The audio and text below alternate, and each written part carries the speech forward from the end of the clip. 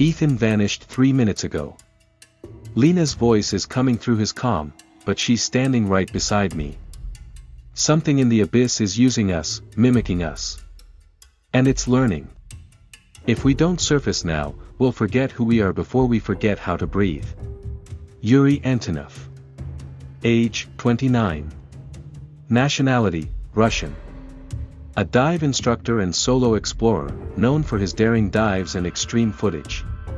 Determined to break the depth record, he dives alone with only a camera and his pride for company. His expression is restless, as if something is already pulling him down.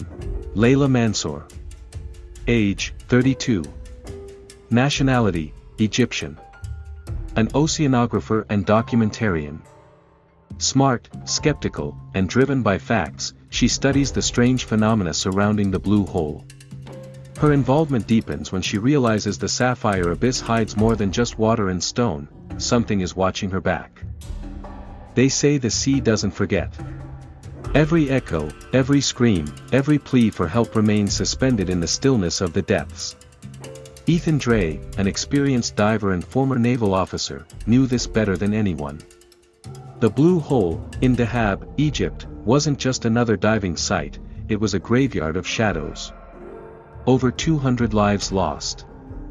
And yet, like a siren's song, it continued to lure the brave and the curious. Ethan had returned after 8 years. In the silence of the dawn, the sea was mirror-like, deceptively calm. But he knew what pulsed beneath that stillness.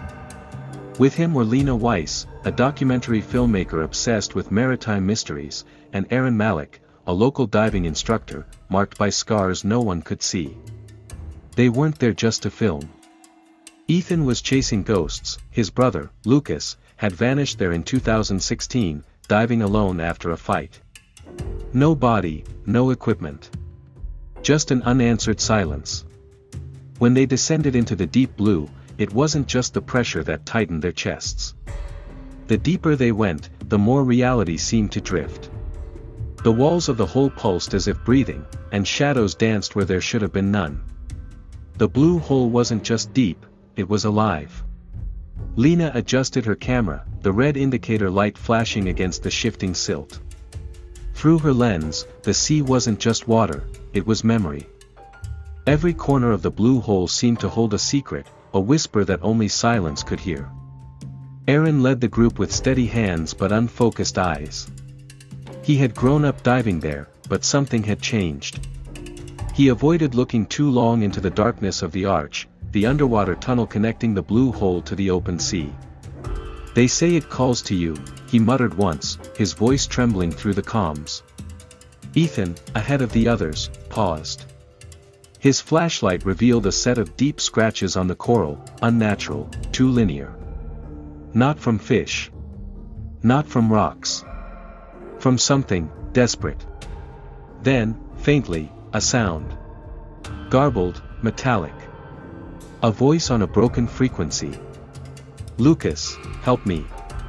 Ethan froze. The voice was unmistakable. His brother. But it had to be impossible. The signal disappeared. Silence again.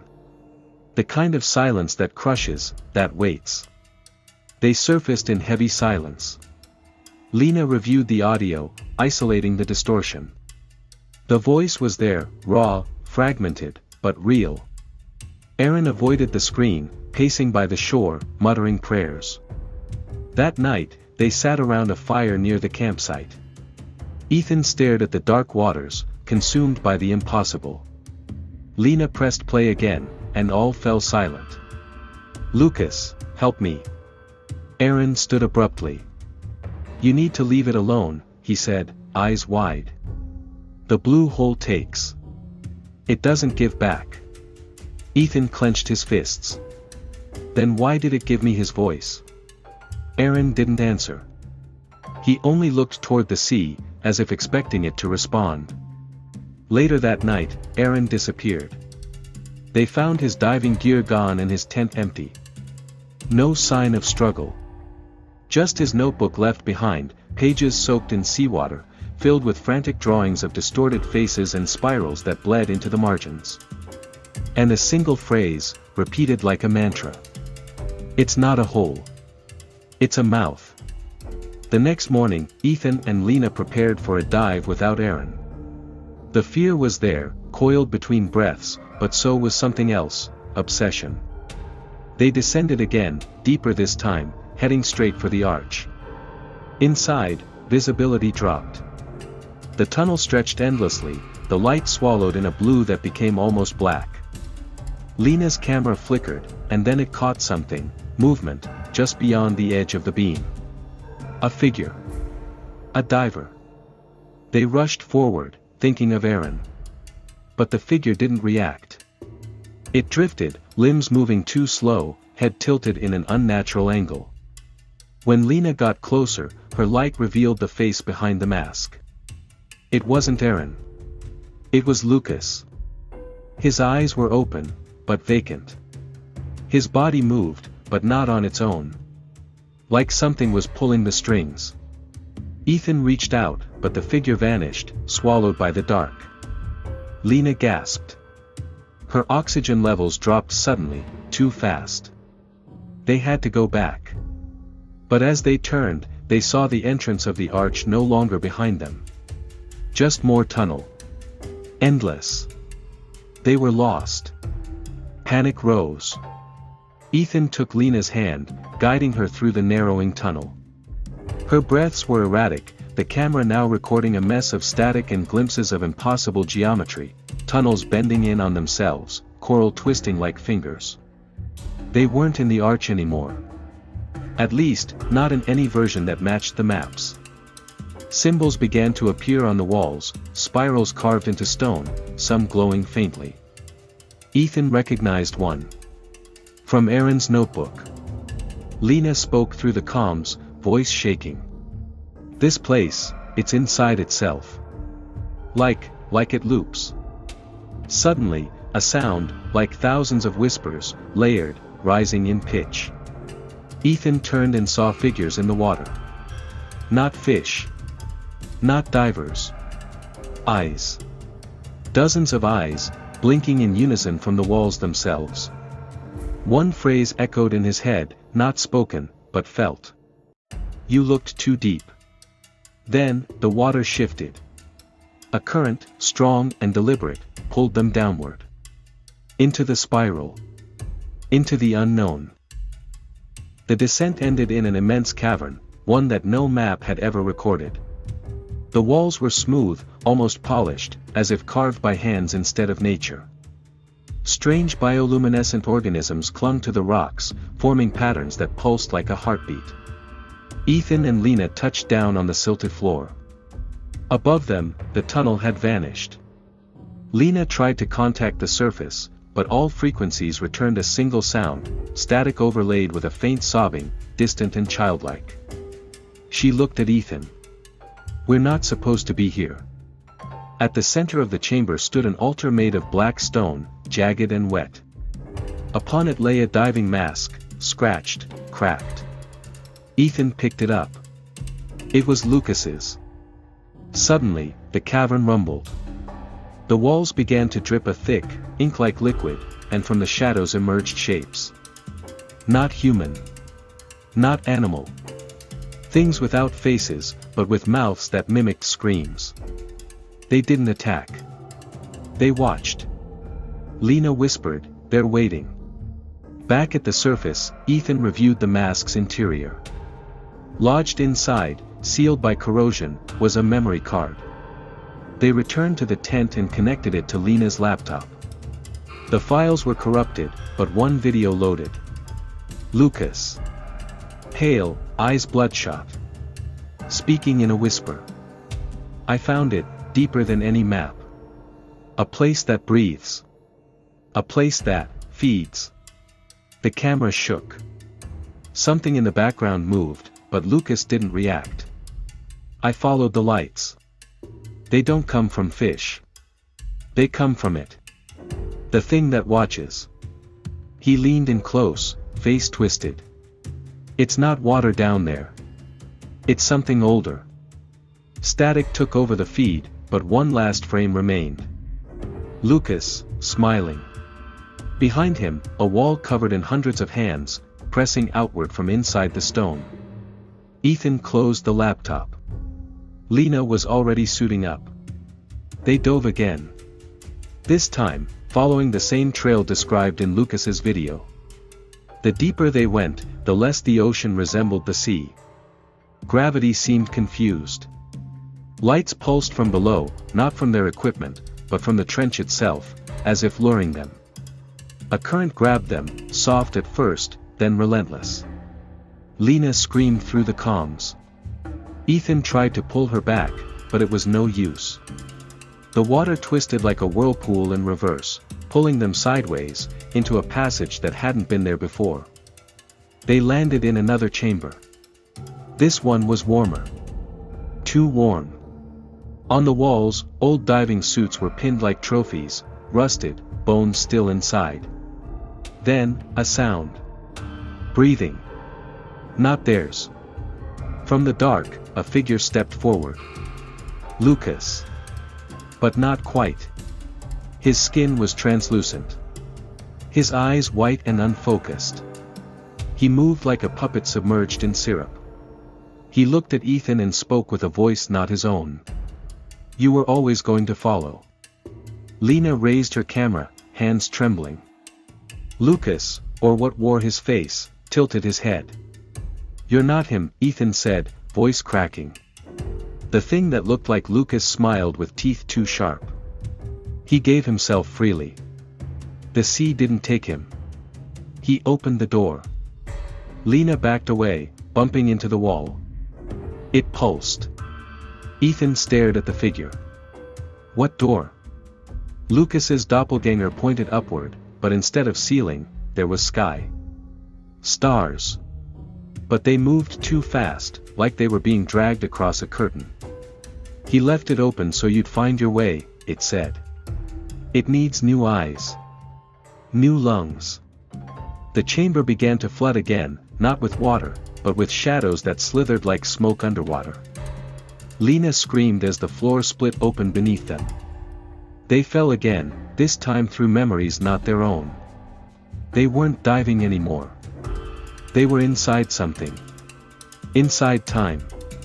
Images flickered around them, Lucas as a child, Ethan teaching him to swim, Lena filming her first dive. These weren't memories they recalled, they were being shown. But something was watching from the gaps. A presence behind each vision. A silhouette in every reflection. Lena saw her own face, but older, gaunt, submerged in a glass tank, screaming silently. The water around her turned red. Ethan saw himself at Lucas's funeral. But there had never been a funeral. Then, they hit the bottom, if it could be called that. They stood in a garden of bones, gently swaying as if still alive. In the center, a door. Carved from coral and black stone. On it, the symbol from Aaron's notebook, the spiral. The voice returned. Choose to forget, or remember forever. And the door began to open. The coral door groaned as it opened, revealing not a room, but a black void pulsing with lights, stars that blinked like eyes. Ethan hesitated, but Lena stepped forward, pulled by something she couldn't explain. Inside, the pressure vanished. They floated, surrounded by fragments of sunken ships, rusted planes, and deep-sea debris, all suspended mid-air, as if forgotten by time. A child's voice echoed, soft and melodic. Do you remember who you were before the sea? Lena turned. A figure floated before her, a little girl with empty eye sockets, her hair drifting like seaweed. I waited, she said. I waited until the screaming stopped. Ethan reached for Lena, but she was gone, swallowed by a pulse of light. Then the chamber shifted. He was alone. And behind him, something vast awakened. Lena opened her eyes in a corridor made of flesh. The walls pulsed like a living organism, and her footsteps echoed as if she were walking inside a giant lung. Faces were embedded in the walls, some screaming, others smiling with vacant eyes. The girl's voice returned. You saw the bones. But you didn't ask who they were. Lena tried to retrace her steps, but the corridor bent, twisted, stretched. She was being guided. At the end, she found a room filled with film reels, dozens of them. Each labeled with a name. Her hands trembled as she picked one up. Lena Arvas. Final Dive. She inserted it into an ancient projector. The film began to play. It showed her. Alone. Swimming deeper and deeper into a trench that had no end. Her oxygen ran out. She didn't panic. She smiled. And let herself sink. The reel burned into ash. Ethan floated through a storm of voices, some familiar, some speaking in tongues older than language. Shapes coiled around him. He reached for his regulator, but it had vanished. He wasn't breathing. Yet he remained alive. Below him, a massive eye opened.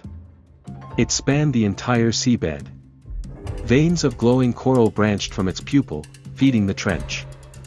It blinked slowly, and Ethan felt his thoughts unravel. A whisper entered his mind.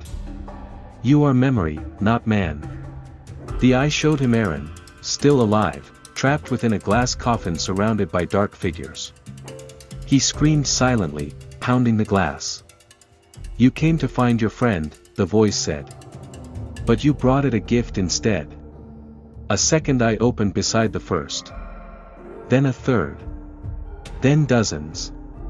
Ethan began to forget his name. Far below, Aaron floated within the coffin, his body barely moving. He hadn't aged.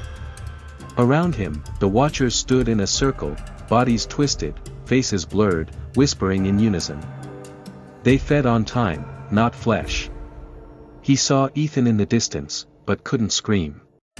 Memories flickered across the glass like film projections, his childhood, his first dive, the moment he first saw the spiral symbol. It had appeared in his dreams before he ever found it. He realized too late. The trench hadn't called to them. It had planted itself in their minds years ago. The spiral wasn't a warning. It was a seed. And now it had bloomed. Aaron looked down. The glass cracked. Ethan and Lena reunited, somehow pulled back to the same space. But they were changed. Their suits were gone. Their eyes reflected the abyss. "I saw it," Lena whispered. "I saw the end. It's beautiful." Ethan held her face, tears floating between them. "We have to stop it." A rumble shook the trench. The coral door shattered behind them. The sea trembled like a living thing waking from slumber. From the depths, the creature rose. It was not a god. Not a monster. It was the memory of drowning made flesh, an ancient grief taking form. Tendrils of black coral reached for them. Aaron's voice echoed through the water, distant and warped. "Burn the film. All of it." Lena lit the flare. Ethan hurled the last reel into the light. As the fire bloomed, so did the creature's scream, a sound that cracked the sea in two. When the creature vanished in flame, silence followed, a void too still, too heavy. Ethan and Lena floated within a collapsed chamber of shattered film reels and glowing glyphs etched in coral. The walls pulsed with dying light. One final door remained, marked not by symbols but by names, hundreds of them. Lena traced her fingers across the carvings. "They were all called," she said. "Just like us." Beyond the door, a vast hall stretched into blackness. Thousands of helmets, suits, and ID tags floated suspended. Divers from across decades, maybe centuries. At the center stood an altar of bone. And on it, a book, bound in seaweed and skin. Lena approached, but Ethan pulled her back.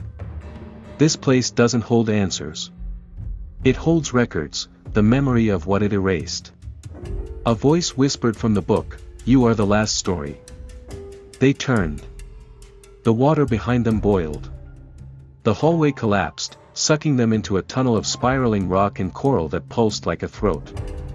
It dragged them through chambers lined with murals, each one depicting them, from their first dive to this very moment. "We're trapped in a story it already wrote," Ethan gasped. Lena saw herself on one mural, smiling, mouth open in a silent scream, arms outstretched as black vines grew from her spine. The current pulled them faster. Ahead, a maw of teeth carved in stone. They braced for impact. But passed through. On the other side, everything was still. They had entered the eye again. Only now, it saw them fully. In the center of the eye, time unraveled. Lena saw herself in a hospital bed. Then as a child at the edge of a pool. Then as an old woman with no face. All versions of her flickered like broken footage. Ethan reached for her, but his hands passed through her body. She was phasing in and out. "We're not whole anymore," he whispered. The eye began to pulse, faster and faster. They heard the cries of those lost, Aaron among them. Then the spiral returned, floating in the center like a sigil, spinning in reverse. Lena screamed. Ethan touched it. The moment Ethan touched the spiral, a surge of memories flooded back, his first dive, his brother's drowning, the reason he feared water, the night Aaron showed him the map. They hadn't come to rescue anyone. They had come to remember. The eye wasn't a monster. It was a mirror. And now it was breaking. Cracks formed in the seabed. Light poured upward from beneath the trench. The watchers shrieked. The coffin shattered. Aaron's voice was everywhere. "Finish it." Lena grabbed Ethan's hand. They swam toward the light. Not up. Down. To where it all began.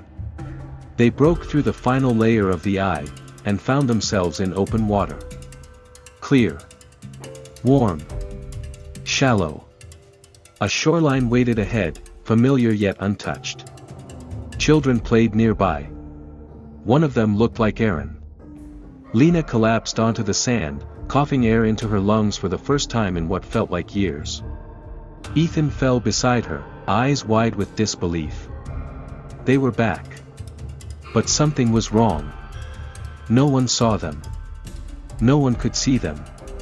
They walked the streets of a city they once knew, now silent, distant, unreachable. Time hadn't moved forward. It had looped. The dive never ended. Days, or what felt like days, passed in the looped world. Ethan and Lena wandered invisible through echoes of lives that never noticed them. Shadows repeated routines. Streets reset at dusk. The sky never changed. Then they found the others.